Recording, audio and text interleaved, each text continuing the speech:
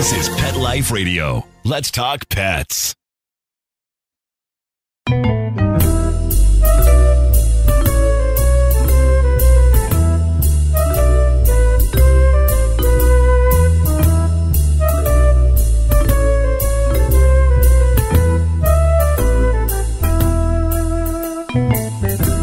Hello, cat lovers. This is Michelle Fern, your host on Cattitude. You know, most of us listening are cat pet parents or soon-to-be cat pet parents. Maybe you want to have more than one cat. But did you know that cats can be good for your just overall mental well-being, for your life? You know, if you wanted to convince your partner that you should get another cat, this is a good show for you to listen to. And I have with me an expert on the subject. So we're going to be right back after this break. Listen up, cat lovers. If you're planning a vacation, you need to hear about trusted house sitters. They connect pet parents with verified and background checked sitters, so you can travel worry-free knowing your fur baby has all the care and company they could need. I love this. I can't stand the thought of my pets being lonely or being in a kennel, so I can't wait to sign up. Cattitude listeners, you get 20% off today with code Cattitude20. That's Cattitude20. Go to trustedhousesitters.com and use the code Cattitude20 for 20% off. Let's talk pets on PetLifeRadio.com.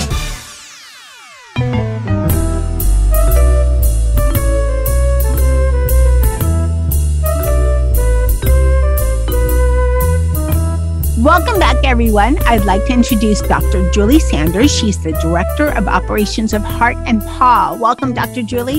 Thank you. It's really nice to be here, Michelle. I'm so glad you're here. Again, you're on Cattitude, I think, once before, and it was so much fun. We're so glad to have you back. So before we get into how beneficial it is to be a cat pet parent, let's talk a little bit about what Heart Paw is, because even though they're not we're mostly heard in the U.S. and North America, but even though Heart Paw isn't everywhere in the U.S., you do have quite a few locations, and you're kind of unique. That's correct. So we are reimagining pet care by creating an experience where our pet parents can get services, veterinary care, grooming, and this is not for cats, but right now we have doggy daycare, and one of our locations is soon to have overnight stays. But to bring that portfolio of pet services all under one roof in a low stress environment for both the pet and the pet parent. So we recognize going to the vet is a necessary part of keeping a healthy pet and a healthy family member. We're trying to reduce stress to both the pet and the pet parent to make that a better experience all around by incorporating some low stress handling techniques and things like feeding your pet while we're, doing an exam. Where is Heart Paw located? Right. So we are based out of Philadelphia, Pennsylvania, and we have locations across the East Coast, mostly focused in the Mid-Atlantic region. We stretch as far north as Connecticut and as far south as Nashville, Tennessee. Well, it sounds like we need more Heart Paw locations all over the country. Well, we're going to get these ones right and slowly grow to like-minded individuals as long as we're keeping these first centers healthy. Well, it sounds like a good plan. Well, let's talk about cats. So it's Mental Health Awareness Month. And even if it's not, these days, there's so much going on with all of us. There's so much stress and everything. I mean, we're recording this mid-2022. And, we just got, not only did we just get through this major crazy pandemic, now it's like, do I want to drive my car? Do I want to eat? Which one? Because these prices are going out of control. So that's stressful for people. And it's just, come on, we need a break. So you need mental health benefits all the time. And people don't always think of cats as being so beneficial to your mental health. If you put the picture up, people think of a little puppy dog because, they're just easier to read. It's a stereotype, I know. But cats can be very beneficial to your mental health, right? Yeah, they can actually be beneficial to both your mental and your physical health. And if your physical health is better, your mental health will follow, right? It's hard to relieve anxiety if you're worried about your actual physical health as well.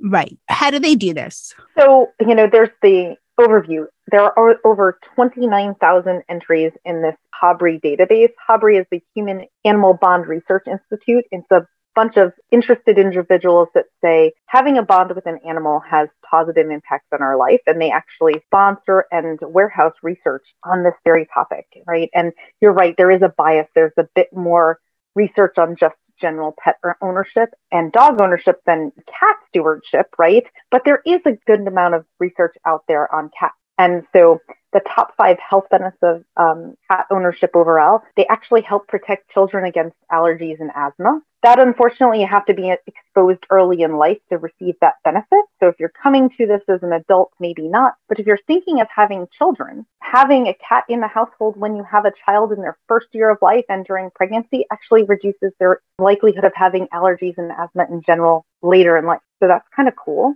right? Cats can assist with autism and their families. So cat owning families or cat including families, ownership is such a weird term. I don't love it. But families that have cats and an autistic child actually see that there are less what we consider undesirable behaviors with that child. And the cat actually helps the child learn social behavior.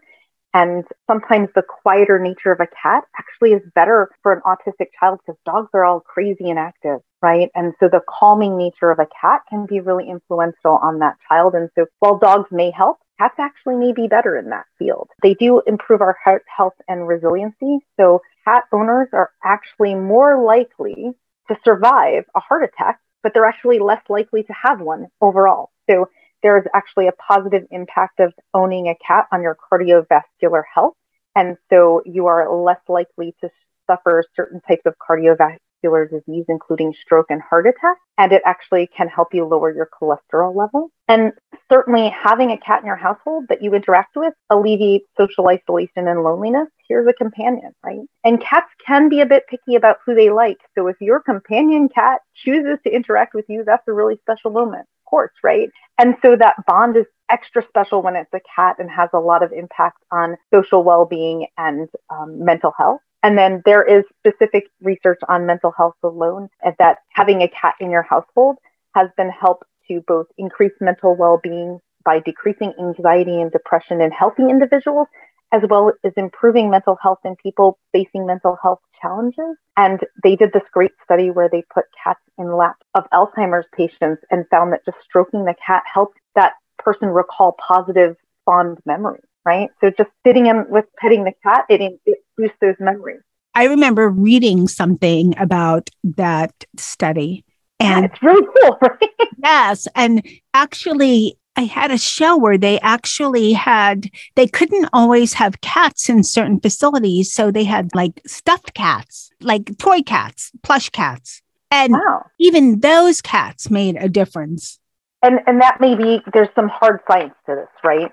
So a lot of the studies on the impacts of having a cat in your family and how that affects your health and mental health specifically are done by surveying vast numbers of people who have cats in their lives and don't have cats in their lives and comparing the health aspects of those sets of data, right? But there's actually been some scientific research on how that might happen. And that's the cool part. Now, you have 4 feel-good hormones in your body. Those are the chemicals running around in your brain and your bloodstream that make you feel good. Dopamine, serotonin, and endorphins, and then oxytocin. And so endorphins are those things when you exercise that give you the runner's high, right? Dopamine and serotonin often regulate our happiness and anxiety, but oxytocin is the cuddle hormone. It's what creates bonds and love. It's the hormone of love. And interestingly enough, interacting with your cat boosts oxytocin levels. So when you pet your cat or you play with your cat, oxytocin is being released and you are forming a chemical bond with your pet in your brain. Your body is actually reinforcing that you should bond with your cat by saying, yes, this is a good thing. You're boosting oxytocin and creating that bond, but that's the same hormone that we release when we fall in love, right? So it's a different type of love, right? Sometimes falling in love with your cat is better, sometimes. It is. I mean, they don't reject you the same way. And they certainly never laugh at you or tell you your butt looks big in those pants, right? They don't care. Feed me and pet me and love me. And that's all they care about. To be fair, I get a lot of satisfaction when my cat muse for food in the morning, it's quite satisfying. They interact with me. They rub my legs, they stretch up and put their paws on me. He does. Like, there's all this interaction, and then I give him the food and he's so happy, and I'm so happy that he's so happy, right? But chemically, I know in my brain, lots of oxytocin is going on during that interaction. So it's no wonder that it feels good.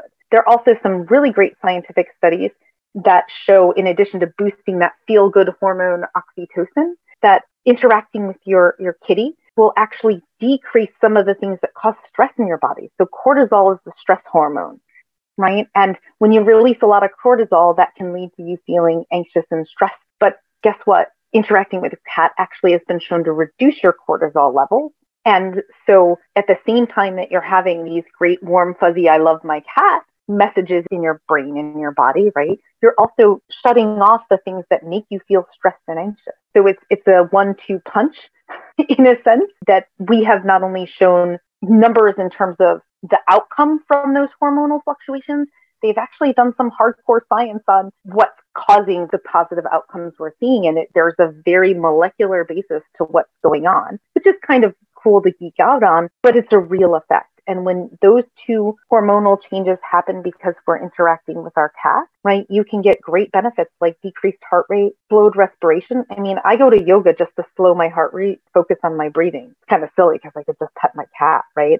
It lowers your blood pressure, right? And so all of those things are happening when we interact with our cats throughout the day. And it's really nice, right? And so it's no surprise that there are these other benefits. So, in terms of well-being, they did this crazy study with cats in cancer patients. So they surveyed cancer patients going through chemotherapy. And for a subset of these patients, they put a cat in their lap and gave them a therapy cat that would sit in their lap during chemotherapy, and they just pet the cat during chemotherapy. And they surveyed those people, and there were three things actually they found, because they followed these people. Number one, they had a little pulse oximeter. That's the little thing they put on your finger. It goes beep, beep, and it measures the oxygen in your blood. The people holding the cat had better oxygen, higher levels of oxygen in their blood, and that's a really good thing. It means more oxygen was getting to all the places in their body. That's a good thing, while they were undergoing chemotherapy. And then the people with the cats in their laps actually said they were less depressed going through chemotherapy because they were seeing that cat when they went to chemotherapy. And by the way, the nurses that cared for those chemotherapy patients, they reported an decrease in stress and an increase in happiness when they were caring for the patients that had the cat. And who doesn't want a happy caretaker?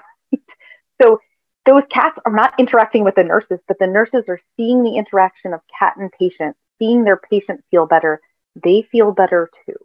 And that's silly. There's a cat in a lap. It seems silly, right? But it's really impactful. Here's this bond with this cute, adorable creature. And it's not only impacting the person's health directly. It definitely makes sense. We're going to take a short break and we're going to be right back. As a pet parent to a dog and a cat, you're going to run into some catastrophes. Your dog eating up the cat's food, or scavenging in the litter box is one of them. With Door Buddy, you don't have to worry about cutting a hole in your door or struggling with a pet gate. Door Buddy's adjustable door strap installs in seconds and without any tools. Finally, an easier way to let cats into rooms and keep dogs out of trouble. For 20% off Door Buddy, use code Cattitude20. That's Cattitude20 at thedoorbuddy.com. That's thedoorbuddy.com. Give your cat back its space today. Hey everyone, Michelle Fern here. Being a pet parent is a huge responsibility. And since we don't talk dog or cat, we have to do our best to understand what's going on. But when something's going on with them and we can't understand why, it is such a challenge. I remember when Dennis had a bloody nose. I don't know what he did, but it was just all over the place. I freaked. I had to go to the midnight vet. It cost hundreds of dollars. I wish I had had Fuzzy then.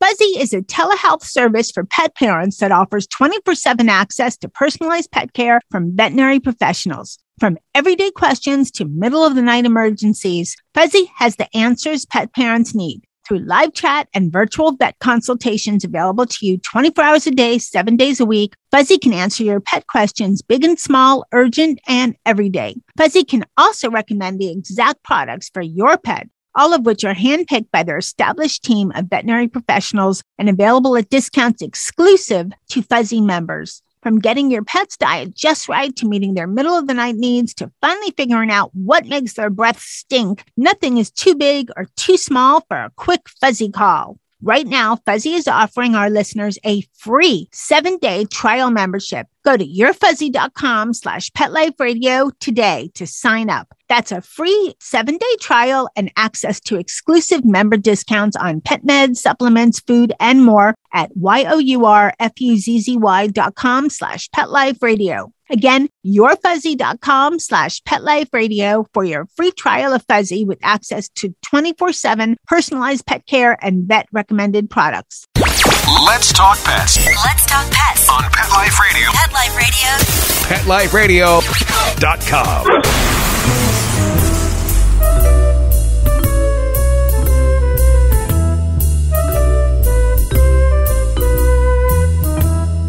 Welcome back, everyone. We're talking with Dr. Julie about how your cats help relieve stress. So, Dr. Julie, you brought up some great points in the first half of the show, and I just want to touch on a couple. I think cats, first look at them.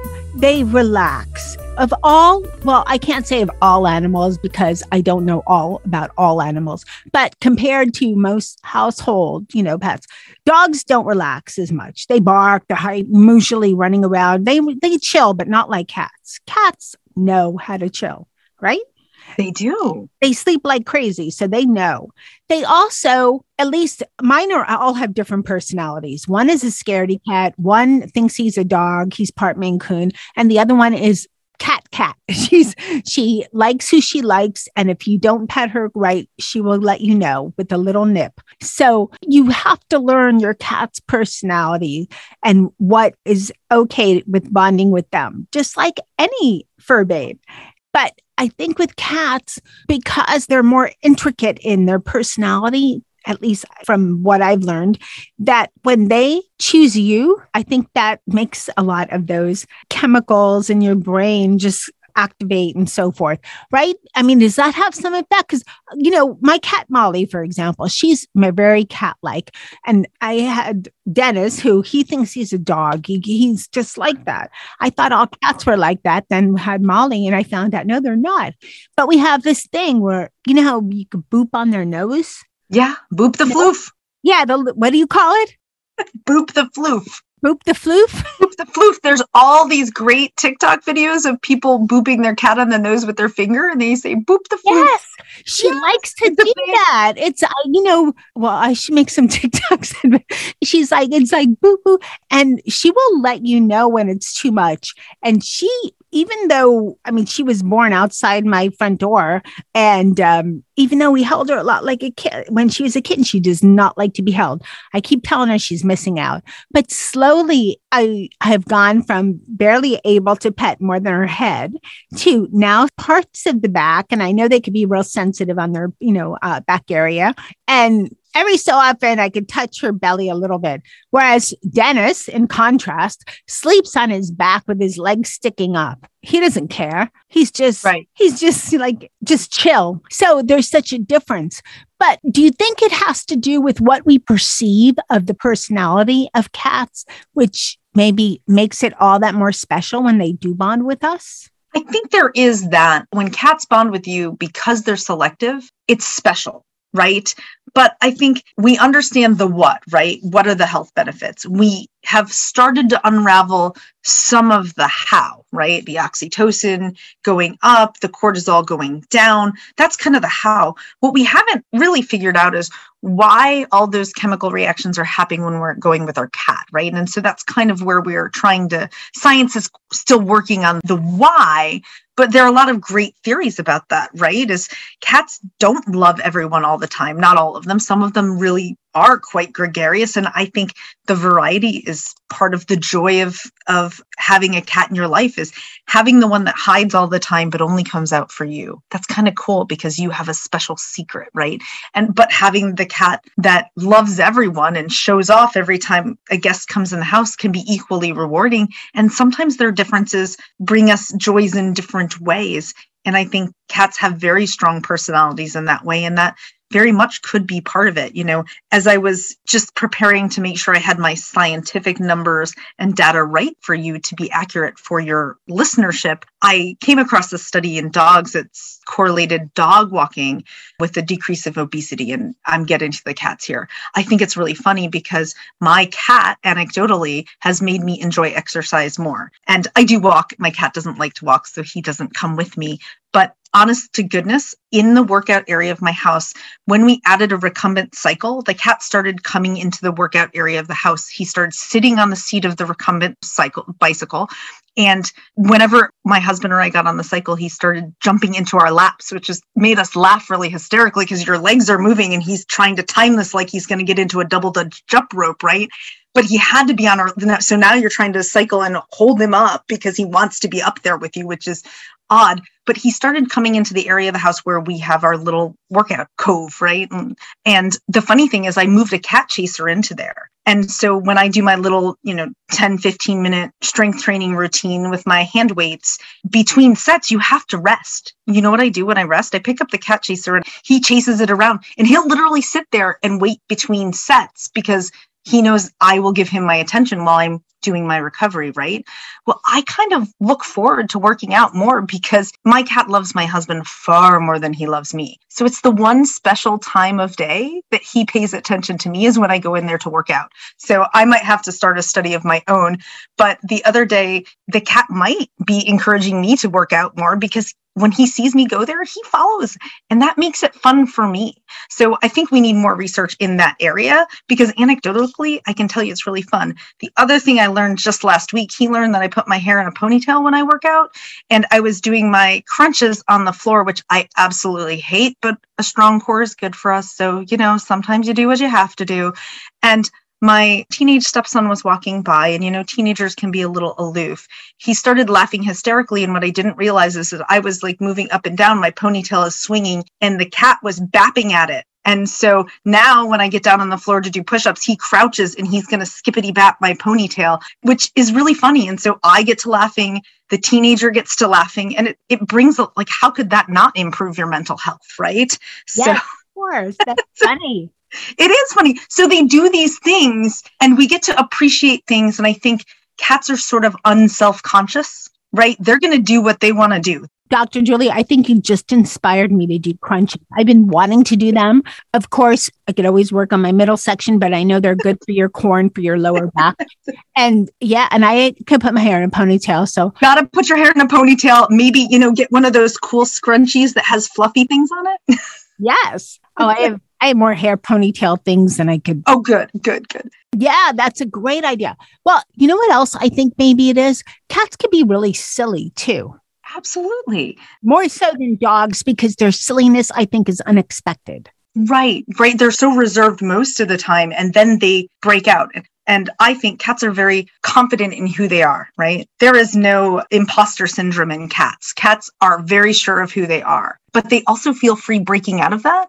When a cat gets all playful and catnipy and they get the friskies and run around the house crazy, they have no regrets about that. And they don't stop to think, what do my humans think of me? I'm sure as they're running around, they're thinking, my humans think I'm amazing because I am. And that gives us permission to let our guard down and be silly too, right? I mean, my husband is more silly when playing with the cat than he ever is with me or my son. And it's the one time I think boys sometimes have to be tough and gruff, but you should hear the nice things he says to the cat. He gets kind of snuggly. And I think it's the dance like nobody's watching. They play like nobody is listening, and that invites us to join in that with us. And how can that not be good for your health, right? That's great for your health. So if you were to say what we talked about so much, if you were to think about the maybe one or two things that for people that, are thinking, wow, I never thought my cat could be good for my mental health. I mean, one thing I'm going to do is crunches with a ponytail. That's for sure. I got to try with the ponytail. Yeah. Yeah. Got to try that. What are one or two things you would suggest? Try this because it's going to make a difference and make your bond with your cat even more special. It's interesting Because every cat's different, I think you have to try a bunch of different things, right? Some cats love food. Some cats like toys. Some cats like boxes and bags. So, I would say just try a bunch of things to see what brings your cat joy, because if it brings your cat joy, it's probably going to bring you joy too. And I highly encourage lots of photos of your cat, and you should definitely overshare with all your coworkers and friends on social media. Right. Because they actually did a study on cats, and we think part of the way cats decrease social isolation and loneliness, because they do. People who have cats in their household are less likely to feel isolated and lonely, not only because of their bond with their cat, which is a very important part of it, but it actually is a means for us to connect with others. I mean, just think about it. We talked earlier about all the TikTok videos of booping the cat. There are a bunch of TikTok videos of people playing skippity paps with their cats, right? Or videos of cats playing with each other, because it's funny and it's something we can all relate to without judgment, right? Is like, wow, those cats are having a really funny time. Or when the cat knocks a vase off the table, yeah, you're kind of frustrated, but it's funny. They just don't care. They're like, this vase doesn't belong here. Out of my way, fool. And we can all relate to that. It's like, how great must it be to just walk through your day and go, I don't like that there, and just knock it over. Right. And I think all those idiosyncrasies of the cat, because it's the cat, we're not self-conscious about it, and neither is your cat, but it gives us a way to relate. I mean, my husband and his one coworker bonded in their first 2 minutes, because he said, my wife's event, she goes, I have 5 cats. And he said, let me see pictures. I have a cat. And then now it's so funny. Like, we share cat toys. We tell each other about the greatest new cat treats. By the way, I think they're much closer as colleagues at work than they would have been if the cat never came up. Right. Right. And so it not only gives us an interaction with our cat that makes us feel connected, it gives us a way to connect to other people. And even if you're an introvert, you don't have to talk to someone to enjoy their post on Facebook or to be excited that they liked the picture of your cat basking in the sun, because your cat is adorable basking in the sun, I assure you. Yes, of course. Okay, this is out of left field a little bit, but what is your cat's favorite treat? Mine, for my cats, it's like cat crack, or the the liquid sticks. Yes. In the refrigerator, and you could give a little bit. I open the refrigerator, Molly's there. And I have to remember to tell the husband, you cannot give the whole stick every time. You cannot keep giving her, because she's going to turn into a cat balloon. So, but that's like cat crack. Loves it. And Dennis always loved it. And scaredy cat Charlotte is getting to love it. She was afraid of it before. I don't know why. So what is your cat's favorite treat? I don't want to name brands or anything. We're not promoting anything, but don't have to. My cat loves beef. Anything that is beef or beef flavored, it doesn't matter brand or texture. He loves beef. And it's funny because I don't only buy beef treats, right? We get different varieties, and I try to rotate through them because variety is exciting, right? And so novelty is fun for cats. And so I do rotate through. But if I have to do something sort of, veterinary, like say trim his toenails, which he's quite good for actually, but I go to the deli and I get a couple slices of roast beef. And thank goodness cats are carnivores, so they can handle roast beef in a way that, probably a little dog couldn't or shouldn't. And I tear it into small pieces, and we give a little roast beef, clip a nail, give a little roast beef, clip a nail. But he loves roast beef, to the point of when I go shopping, if there's any beef in the shopping bags, I make sure I know where. Most people keep track of their eggs or bread because they don't want to break those. No, I know which bag the beef is in, because I have caught him with his head in the bag eating the roast. So he loves beef. Dennis, you know what Dennis used to do, because he's a bigger cat, so good size nails. He used to, before I got a container, which is better to keep your dry food in anyway, because I like to give dry and wet for dog and cat. He would open the dog food. He'd slice it open, a whole bag, like just sitting there before it was open. He would slice it open, the bottom of it, and just start munching out on the dog food. Yeah, I don't know why. I don't know why. It's not that he even likes it. I think he's just an eater. And potato chips, if you don't hide your stuff. Sometimes if there's something left on the kitchen counter in the morning, I come out and there's a mess on the floor. It's like he doesn't even like it, but he just has to try it. He's a compulsive eater, I think. I sometimes wonder if cats like textures, tactile wise, because my cat really likes bags, but also he'll do this thing where he fishes under the pantry door. And if he gets a plasticky bag, he'll just worry at it and scratch it with his claws until he has opened it, and then fish out whatever it is and try it and either spit it out, because he's very discerning, or not. But yes, for a while, he cohabited with 2 Dobermans who have passed away. And, I miss them dearly, but you can't be sad when you get that long with them. Thank you. It's not about the dogs, it's about the cat. And he lived with 2 Dobermans. I had to work really hard to make sure their food was not within a cat arm reach under a door, because he would open the bag and he'd pull out all the kibbles. I think it was about the tactile sensation of ripping open the bag and fishing pieces under the door. That's like a game, right? Ooh, winning prizes, but he wouldn't eat them. He would just, and you could see he'd bite one. It would be there cracked in half, like, oh, that's disgusting. I'm not eating it. So discerning. Cats are they know what they want. And that was not it. Yes. And they're clever and a little sneaky too, but we love He has learned to open doors. Yes. Recently I had to learn to rubber band together the kitchen island doors so he can't open them, because that's where his extra bag of cat food is. And he opened the door and was scratching that open, but he was eating that. So, but yes, they're clever. They will figure you out and keep you on your toes, which I think is also part of why they help our mental health. They stimulate our brain. Right? So that's great, right? If he's figuring out how to get into cabinets, I have to figure out how to keep them closed.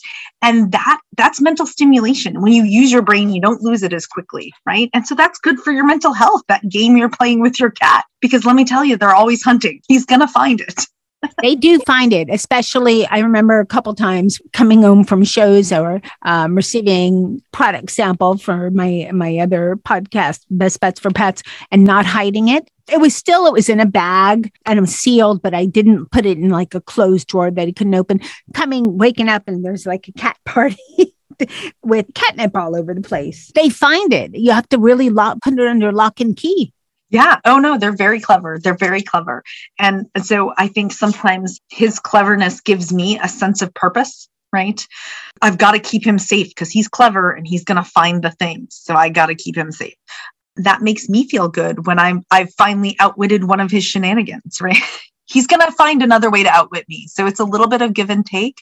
But that is actually one of the theories as to why people with cats have a better sense of well-being overall, is that they give us a sense of purpose, right? These rituals we go through with them, for better or for worse, whether they're feeding them, the routine of feeding and caring for them and cleaning their litter box, that sense of purpose that I'm providing wellness for them makes me well, but also like that sense of purpose with their shenanigans, finding the right toy to really light up their life, or, how do I store things in my pantry without them destroying it? I mean, it's frustrating, but it's also funny, right? I have a good laugh that this 11-pound beast can outwit me.